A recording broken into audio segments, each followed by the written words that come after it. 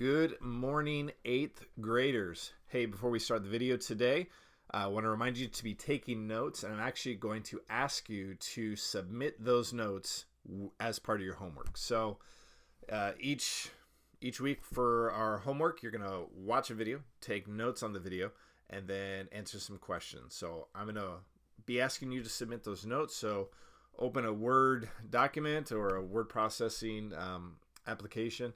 Take good notes, and that will help me judge how you're listening and how you're interacting. So please pause the video if you are not ready to do that. Get ready to do it, and let's roll. So we've got Solomon, his reign winding down as he marries foreign wives and starts to adopt foreign gods. So the pagan wives of Solomon lead his heart astray. He began by following God faithfully, and his kingdom flourished. And you remember his rule and reign was really the zenith of the kingdom of Israel. And as soon as he started marrying pagan wives, as soon as they started bringing their idols with them into Jerusalem, he began to follow after false gods. Now that was the key to your homework question last time.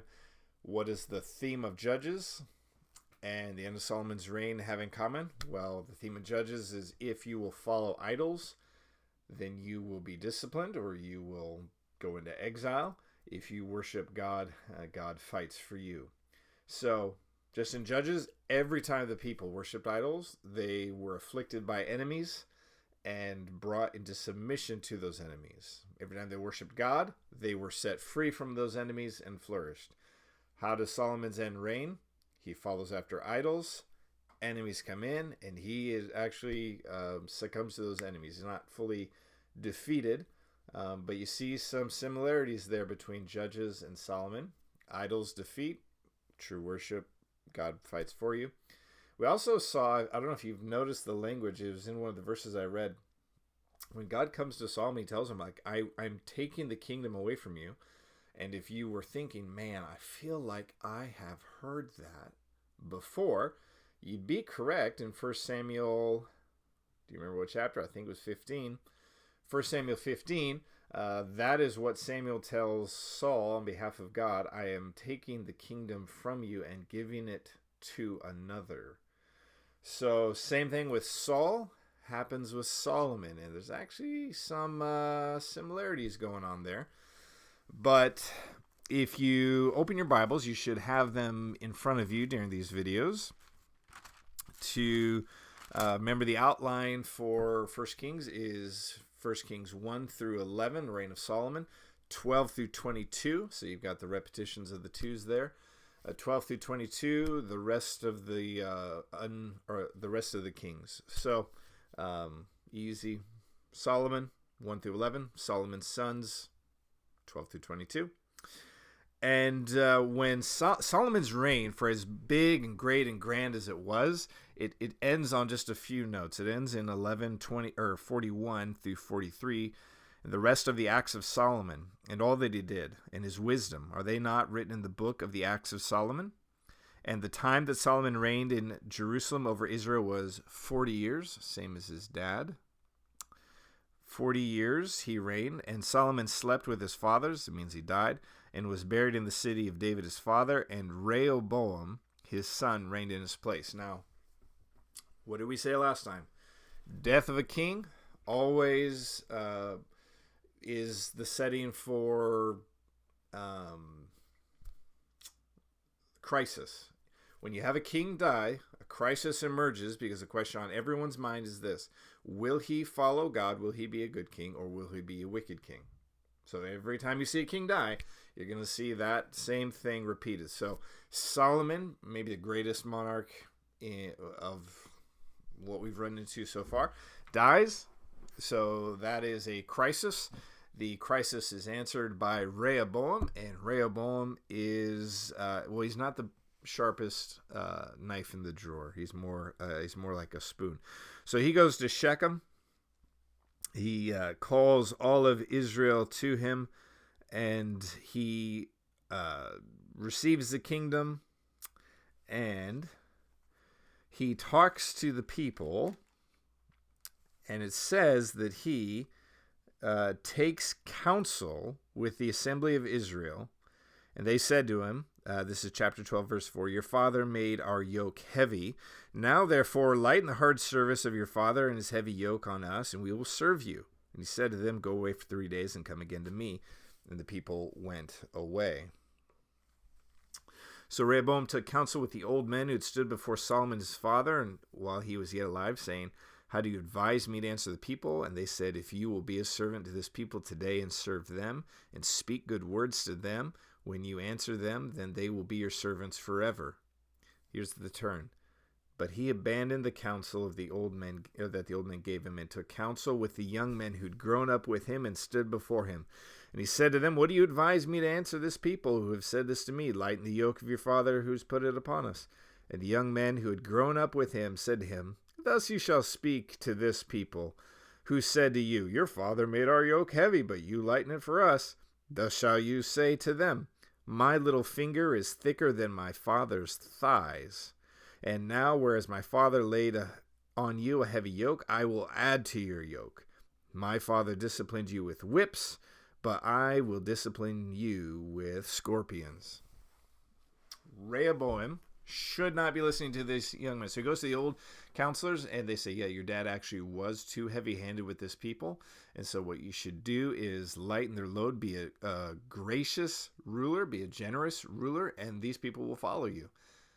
He goes and talks to his friends, and his friends tell him the things that he wants to hear. They tell him that his little finger is stronger than his father's thighs. Basically say that you're 10 times the man your father was.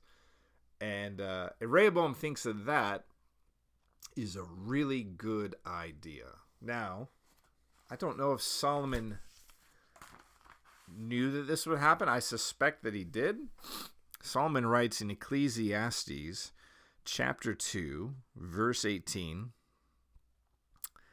He says, I hated all my toil with which I toiled under the sun, seeing that I must leave it to the man who will come after me. Who's the man that will come after Solomon? Rehoboam. And who knows whether he will be wise or a fool?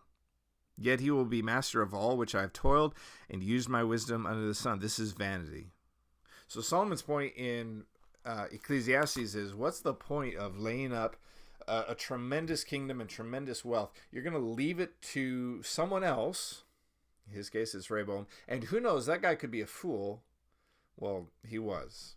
And Rehoboam, in what seems to be days of ruling over the kingdom, manages to split the kingdom of Israel. So anytime you read after this point, you'll read of Israel or Judah. Judah is the southern tribe that is ruled over by Rehoboam and the line of Rehoboam of David. The northern tribe is going to be under Jeroboam and all who have followed Jeroboam. So chapter 12, the way that I remember this, 1 Kings 1, 2, 12, one kingdom becomes two, although it looks like it's reversed. Boom. Yeah, that's better. One kingdom becomes two kingdoms. So if ever you were to be quizzed on this, you would know that 1 Kings chapter 12 is where one kingdom becomes two kingdoms. In the rest of the Bible, I'm trying to think if there's an exception to this. The kingdom is split. There's no like reunification. They both go their separate ways, and one will end up being exiled to Assyria, and the other will be exiled to Babylon. This is the great schism that happens in Israel. So, following that in 1 Kings is a line of terrible, terrible kings. I wish we could get into some of the stories of Jeroboam's hand and the withering of his hand and all of the all of the crazy kings that followed in these lines. So basically what you're going to see on repeat is so-and-so walked in the way of his father and worshipped idols and died. And then he had a son, and this son rose and followed in the sins of his father and died. Now, up in Israel, the kind of quintessential wicked king, or the king that kind of stands as a byword for being a terrible king, is the King Ahab. You should recognize his name and his wife's name, Jezebel. So Ahab is king up in the north, up in Israel. And he is a terrible, terrible dude. And we are in chapter 17 introduced to one of the, oh man, it's hard to say greatest or my favorite or whatever. One of the most iconic figures in all of the Bible comes to us in 1 Kings 17. Now Elijah the Tishbite of Tishbe in Gilead said to Ahab. So we're reading along, long line of terrible kings, terrible kings, terrible kings. We get to Ahab. Ahab's a terrible king. He's the son of Omri, and he begins to rule over Israel. And Ahab the son of Omri did evil in the sight of the Lord more than all who were before him. Chapter 16, verse 30 says. And as if it had been a light thing for him to walk in the sins of Jeroboam. So it says that not only was Ahab as sinful as his father Jeroboam, the first king that led the north away. You always remember who took it. J-Rob. He robbed the kingdom from Rehoboam. I don't know if that helps you or not. But J-Rob took the kingdom from J-Rob took it from Rahab. That's how I remember it. Yep. Not confusing at all. So he walks in the sins, or he does all the wicked things, and it says that it was like a light thing for him. It was easy for him to sin in the ways that he did. And out of seemingly nowhere comes this person called Elijah the Tishbite. Now, do you remember? There is a scene that is played throughout the synoptic gospels, the three gospels, Matthew, Mark, Luke, that I believe they all have it. If I should have checked before I said that, but on the Mount of Transfiguration, Christ is transfigured before the three apostles, Peter, James, and John, who were taken up with him. The other 9 were left down in the mountain. 3 were taken up. And he's transfigured before him. They see him in a glimpse of his glory. And 2 Old Testament saints, or rather prophets, meet with him. One is Moses. One is Elijah the Tishbite. So this is a major character in the life of the Old Testament. You can't really have a robust understanding without knowing of the life and the ministry of Elijah. Elijah is the one who challenges Ahab, challenges his wife Jezebel, confronts them over leading Israel away by worshiping Baal and Asheroth, and he challenges them to a competition of sorts at Mount Carmel. So here, the prophet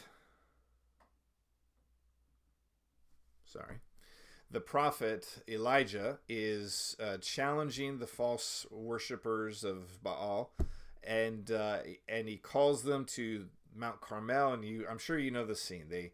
They both erect altars. The prophets of Baal are told to call down fire from heaven to ignite their sacrifice, and the God who answers with fire from heaven is God. And as the prophets of Baal are given hours to accomplish this, Elijah just mocks them, tells them, does your God not hear you? Shout louder. Maybe he's on a vacation. Maybe he's using the restroom. You need to really stir yourself up, because Elijah knows idols have eyes but do not see, ears but do not hear, mouths but do not speak. And as we've seen through all the Old Testament, you'll remember the principle: you become like what you worship. So if you're going to worship idols, That will have an effect on you. You too will have ears but not hear the truth, eyes but not see the truth, mouths but not speak the truth. So here are men who are becoming like their idols, like their false gods, having eyes they don't see, having ears they don't hear, having mouths they do not speak truth. And Elijah calls out to the Lord. Fire comes down, devours the sacrifice, devours all the water that was poured on the sacrifice to show just how powerful God was. And that's probably the most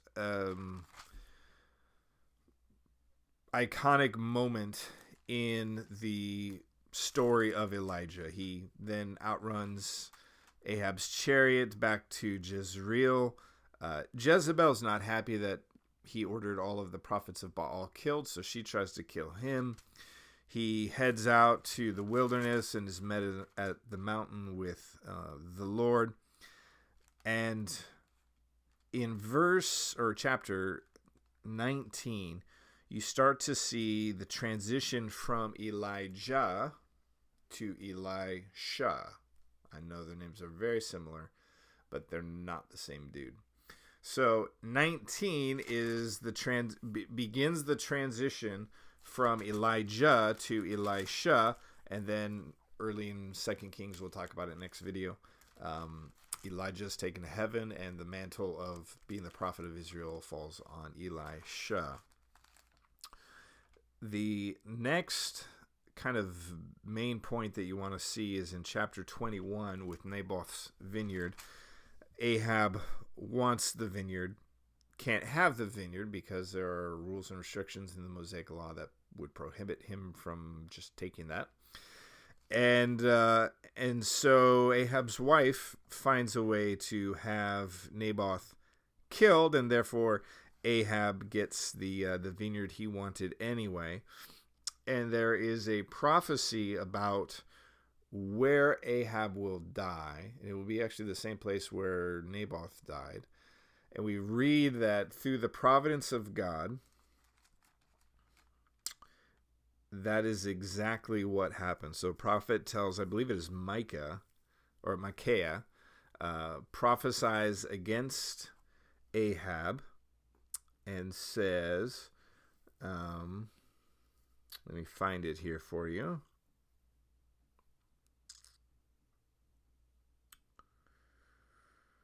Yeah, they tells him that he'll die in the same place Naboth does.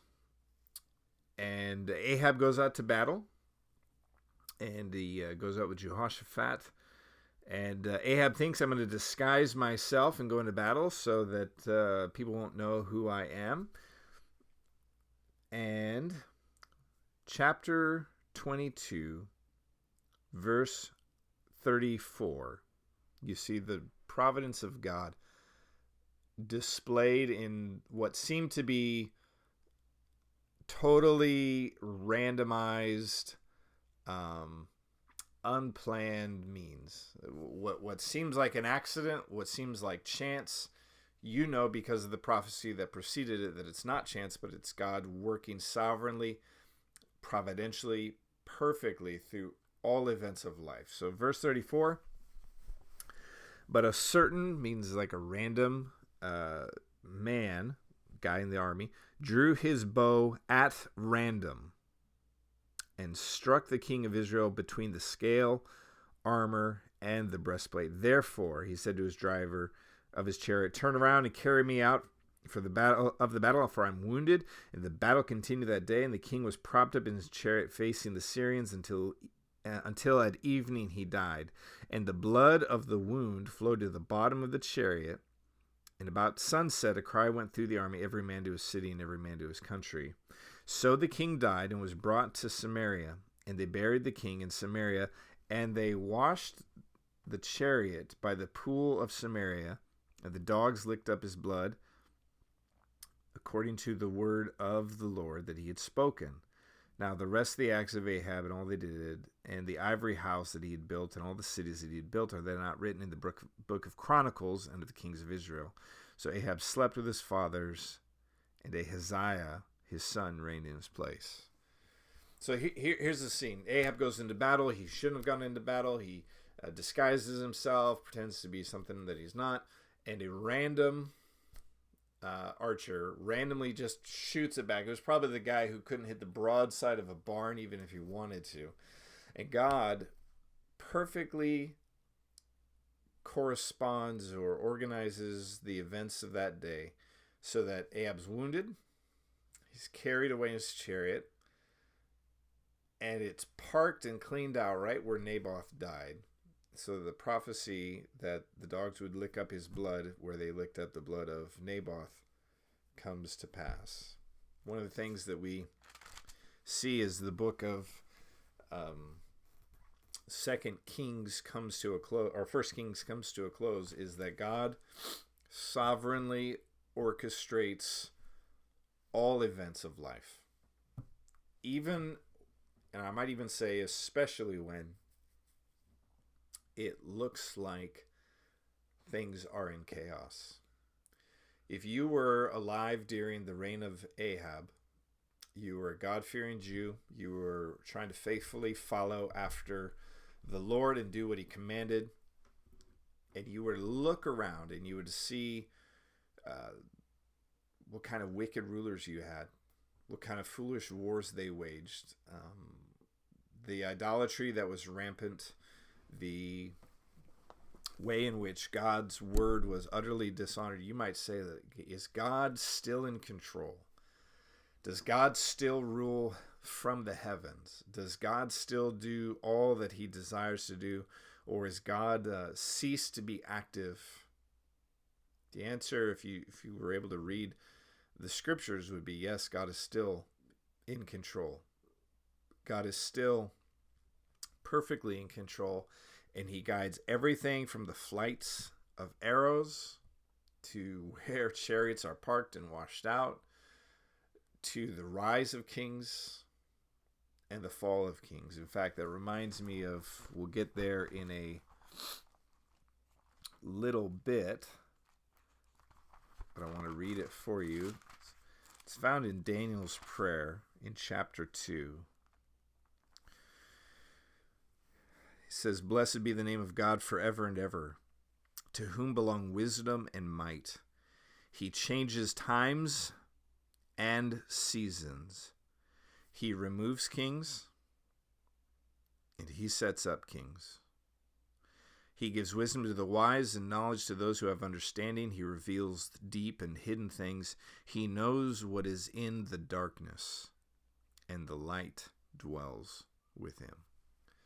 So even though you see in all of First Kings just succession after succession of terrible king after terrible king after terrible king, after idolater after idolater after idolater, and it looks like life is out of control,